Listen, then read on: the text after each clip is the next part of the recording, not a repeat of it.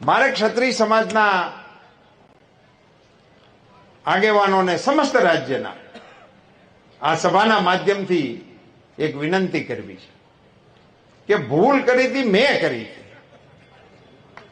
એની મેં જાહેરમાં માફી માંગી લીધી, કારણ કે મારો ઈરાદો નહોતો. અને સમાજની સામે જઈને પણ મેં માફી માંગી અને સમાજની વચ્ચે જઈને અને સમાજે મને એનો પ્રતિસાદ પણ આપ્યો. પણ મોદી સાહેબની સામે શા માટે?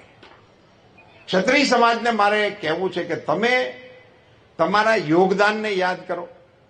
આ રાષ્ટ્રના ઘડતરની અંદર તમારું કેવડું મોટું યોગદાન છે. પાર્ટીના વિકાસની અંદર તમારું કેવડું મોટું યોગદાન છે. અને નરેન્દ્રભાઈ મોદી જેવા વડાપ્રધાન જ્યારે 18 કલાક માણસ ભારત સિવાયની કોઈ વાત વિચારતો ના હોય, મારા દેશ સિવાય કોઈ વિષયની સાથે જેનો નાતો ના હોય, 140 કરોડ દેશવાસીઓને જે માણસ પોતાના પરિવાર તરીકે સંબોધન કરતો હોય અને એમના આખી વિકાસ યાત્રાના સાથીઓ તરીકે કેટલા ક્ષત્રિય આગેવાનોના હું નામ લઈ શકું. એ ક્ષત્રિય સમાજો મારા કારણે હું સ્વીકારવા તૈયાર છું. ચલો, આપને એમ લાગતું હોય કે મારી ભૂલ છે, મેં તો સ્વીકારી છે, પણ મોદી સાહેબની સામે ક્ષત્રિય સમાજને ઉભો કરી દેવો એ મને એવું લાગે છે કે યોગ્ય મને નથી લાગતું. નરેન્દ્રભાઈ મોદી આજે વિશ્વના નેતા છે, આપણા દેશના નેતા છે. હું ક્ષત્રિય સમાજના અગ્રણીઓને વિનંતી કરવાના મતનો છું કે આપ સૌ મોદી સાહેબની સામેના આ આક્રોશને એમાંથી આપ પુનર્વિચાર કરો.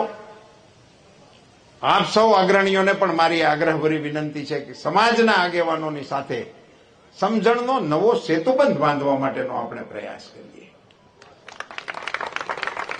મિત્રો, ચૂંટણી માટે હું નથી કહેતો, હાર જીત માટેના વિષય માટેની આ વાત નથી.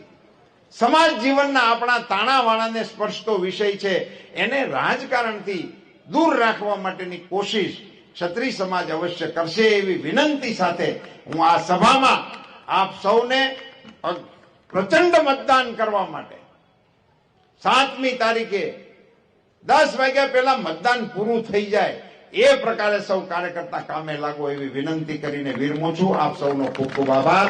ભારત માતા કી જય શ્રી રામ, જય જય શ્રી રામ.